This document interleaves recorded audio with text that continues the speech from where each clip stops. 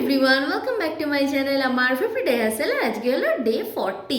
ফার্স্টেই তো ঘুম থেকে উঠে আমি এখানে অ্যাজ ইউজুয়াল পড়তে বসে পড়েছিলাম। আজকে আমি এখানে বেঙ্গলিটা পড়ছিলাম।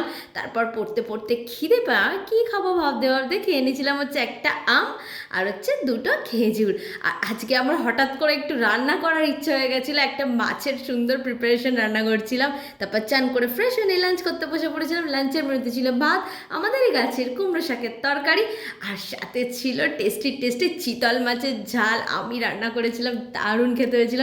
তারপর ঘুমিয়ে পড়েছিলাম। ঘুম থেকে উঠে মিষ্টির ক্র্যাভিংস হয়ে খেয়ে নিয়েছিলাম আমার খুব ফেভারিট বেকড রসগোল্লা, দারুণ খেতে ছিল এটা। আর খেয়ে নিয়েছিলাম হচ্ছে গুজরাটের সেই খাবারটা কাঁকড়া।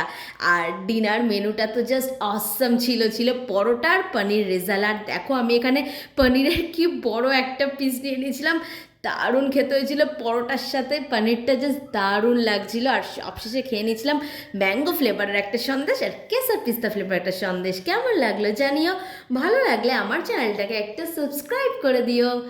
বাই।